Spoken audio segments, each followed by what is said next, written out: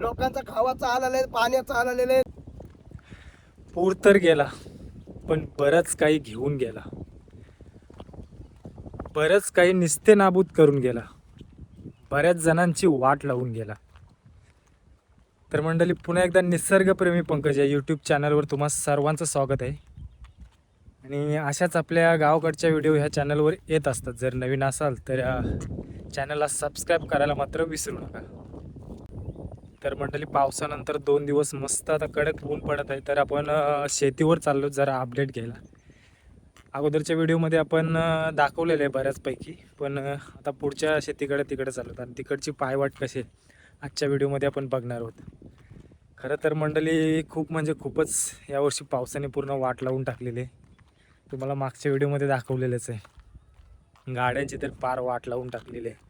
जवळपास 4 ते 5 दिवस गॅरेजवाला आमच्या गावात येत होता आणि हे कामं करत होता. बऱ्याचशा 2 व्हीलर, 4 व्हीलर, टेम्पो आणि घरातली बरीच उपकरणं अशी भिजून गेलेली आहेत. टी व्ही असेल, फ्रीज असेल, सोफा असेल. मसाल्यांचं तर मी काही बोलतच नाही, ते तांदूळ वगैरे त्या गोष्टींच्या तर बोलतच नाही, त्यांची गणतीच नाही. एवढं खूप मोठं नुकसान झालेलं आहे. शेतीचे पण पूर्ण वाटच लागलेली आहे, कारण एवढ्याला शेतीची लागवड होते आमच्याकडे, पण अजून बघा यावर्षी काहीच नाही. पूर्ण रिकामच शेतं दिसतात बघा. जी पाणथळ ठिकाणी शेतं आहेत त्यांच्या दारी बऱ्या आहेत. दारी म्हणजे रोपं जी टाकलेली असतात त्यांना आमच्याकडे दारी बोलतात. तर ती शेतं बघण्यासारखी आहेत. बाकी शेतीची ते पूर्ण वाटच लागलेली आहे. मंडळी, ही दार बोलतात हिला. ही रोप, काही ठिकाणी यांना रोपं बोलतात, आमच्याकडे दार बोलतात. इकडे कसं पाणी साठत नाही किंवा कुठल्या ओलाचा, हिऱ्याचा, ओढ्याचा पाणी येत नाही, त्याच्यामुळे ही इकडची शेतं चांगली आहेत. त्यातले तर आहे. ओके. तर मंडळी बघा, नदी कुठे पडली आणि हा शेत कुठे पडला बघा. पूर्ण ह्या बाउंड्रीला पाणी लागलं होतं आणि ही दार आहे, म्हणजे जी रोप आहेत ती पूर्ण पाण्याखाली गेली होती. 2-3 दिवस ऊन पडते त्याच्यामुळे थोडीफार दिसतात तरी, नंतर पूर्ण ह्याच्यावर माती होती. तिकडं पुढं तर आपण बघू शकत नाही बघा, दिसून पण येत नाही रोप त्या शेतातली. ह्या 3 शेतांची बघा रोपं दिसून पण येत नाही.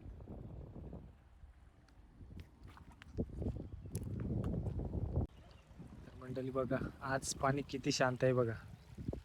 आणि त्या दिवशी एकदम रौद्र रूप, म्हणजे राक्षसी रूप घेऊनच आला होता. पूर्ण उकडूनच गेला बघा. हा पायवाट कोण बोलणार पण नाही.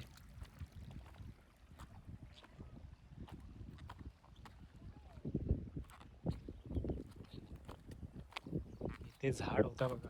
आपण मागच्या वर्षी, म्हणजे मागच्या उन्हाळ्यातच ची व्हिडिओ बनवली होती, तो पण गेलाय बघा. पायवाट बघा.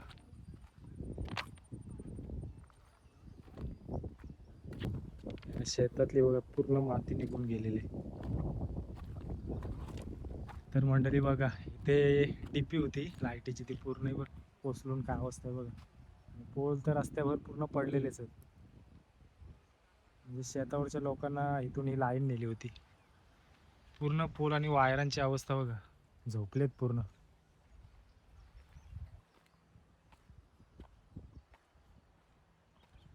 झाडं बिडं बघा पूर्ण कोसळून गेलेले आहेत. उन्हाळ्यात आपण व्हिडिओ बनवले होते बऱ्याच रानमेवांचे, तेव्हा झाडं कशी होती. आज पूर्ण मुलांसकट झाडं बाहेर निघलेली आहेत. तर मंडळी, निसर्गाचा प्रकोप काय असतो ते आपण बघितलं मागच्या काही दिवसात. डेंजर म्हणजे डेंजरच. ते बोलतात ना की वारा, पाऊस आणि अग्नी, आग, ह्या 3 गोष्टींपासून आपण लांबच राहिलेलं बरं. आणि काय पुढे काय होईल आपण काहीच सांगू शकत नाही. आपण जेवढं निसर्गाच्या विरोधात जाऊ तेवढाच तोटा आपलाच आहे. निसर्गाने आपल्याला बरंच काही दिलेलं आहे, फक्त ते आपल्याला घेता आलं पाहिजे. पण आपल्या अपेक्षा वाढल्या आणि त्या गोष्टींचा तर आपल्याला त्रास नक्कीच जाणवायला लागला. प्रमाणाच्या बाहेर कुठलीही गोष्ट आपण घ्यायला गेलो तर ती पचत नाही. तर मंडळी, इथं बेडा होता, जे झोपडी असतं, वाहनं असतात, आमच्याकडे बेडा होता.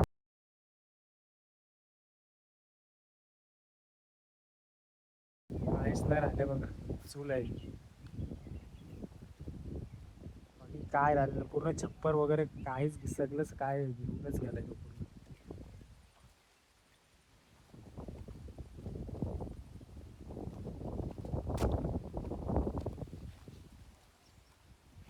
त्या बाजूला सुद्धा तीच अवस्था आहे बघा, पूर्ण रेवसा वगैरे सगळे शेतांमध्ये बुडले. शेत आहेत म्हणून वाटत पण नाही.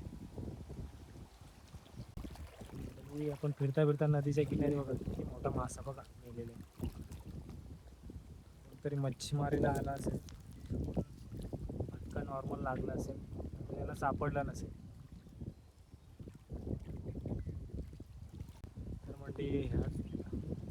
तर मंडळी ह्या झाडाला लागलेली बॅग अडकलेली बॅगच सांगतात.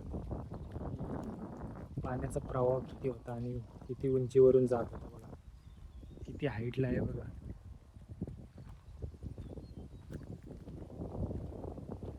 खरं म्हणजे रोपं फुकट गेलेत म्हणून बऱ्याच जणांनी एक्स्ट्रा रोपं लावलेले आहेत. म्हणजे आमच्याकडे रो बोलतात त्याला, रो टाकले.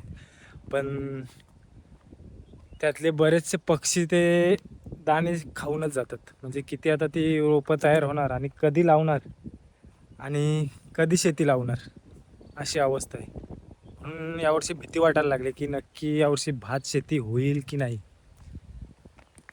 खूप जणांचं टेन्शन आहे. शेतकऱ्यांना खूप मोठा फटकाच बसलेला आहे असं बोलायला पाहिजे. बोल बघा, बोल म्हणून वाटतच नाही, पूर्ण रेवसाने बनलेलं बघा, पूर्ण वालवली बघा. असं पूर्ण दिसायचं त्याचा प्रभाव, त्याचं अस्तित्व जाणवत होतं. पण असं इकडून बघितलं तर कोण बोलणार पण नाही की ओढा आहे म्हणून.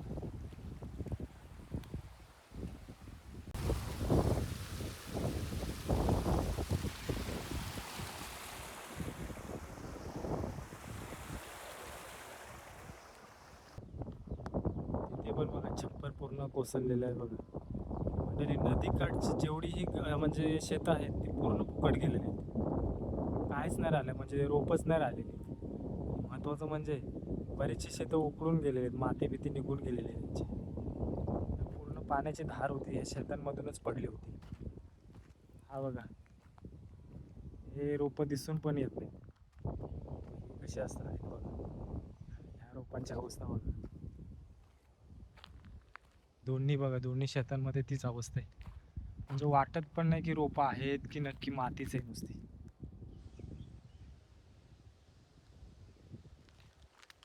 तिकडे सुद्धा तेच आहे अवस्था बघा, पूर्ण सपाट दिसते.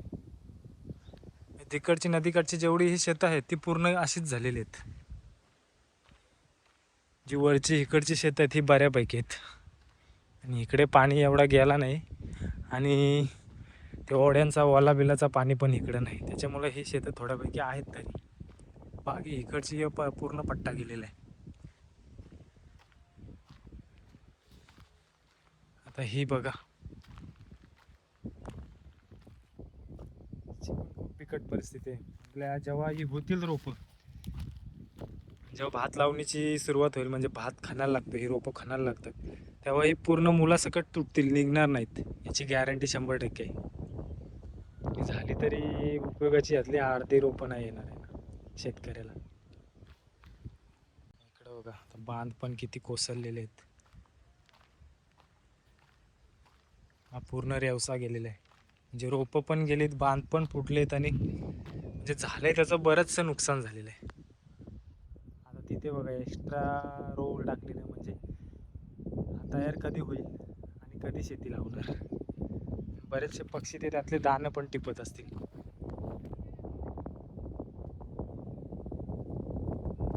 ही रोपं आहेत ते आता टाकलेले आहेत बघा, आताशी त्याच्यावर म्हणजे त्याच्यातून निघत आहेत बघा, दाणे निघत आहेत. कधी तयार होणार आणि कधी लावणार शेती, अशी अवस्था आहे. आज कुठे शेतावर गेलतस काय? आता आम्ही इकडे शेतावर गेलतो, लोकांची भाता पुता सगळी वावत गेली, लोकांचं गॅस बीस पाण्याने महापुराने इशात पाणी आला आणि आमच्या पुराणून वावत गेली लोक.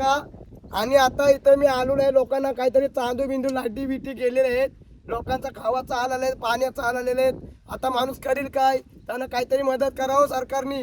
लोकांची भाता बिता वावत गेली. आता तरी लोकांना काहीतरी द्यायचा, टीव्ही द्यायचा, नाही तर भीत द्यायचा, गोदऱ्या द्यायचा, नाही तर मला माझा 20,000चा मोबाईल थांब, माझा 20,000चा मोबाईल गेला 100,000चा, तुम्हाला येऊ दे. तर मंडळी राजभवने आता आपलं बऱ्यापैकी सांगितलं म्हणजे बऱ्याच जणांचं नुकसान झालेलं आहे. काही ना काही वस्तू गेलेल्या आहेत.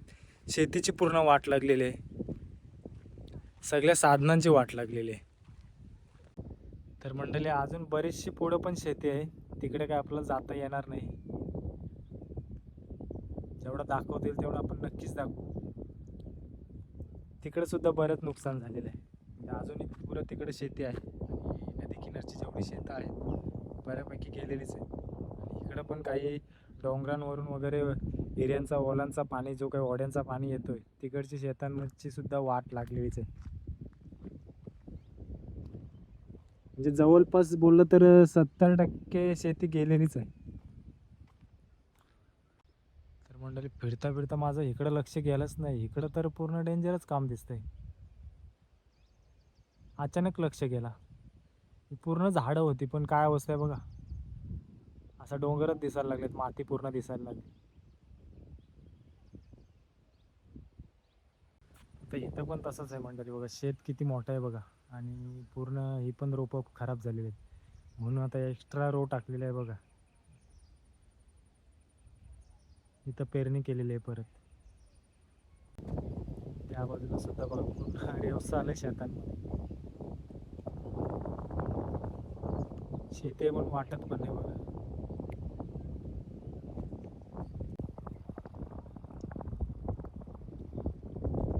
ही आजची दिसणारी शांतता काही दिवसांपूर्वी एकदम रौद्ररूप घेऊन आली होती.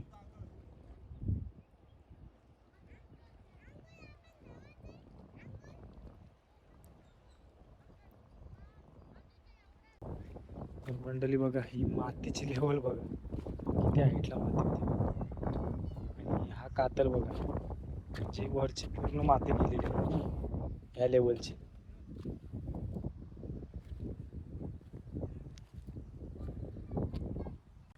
तर मंडळी ह्या व्हिडिओमध्ये एवढंच होतं. चला तर मग आता भेटू पुढच्या व्हिडिओमध्ये.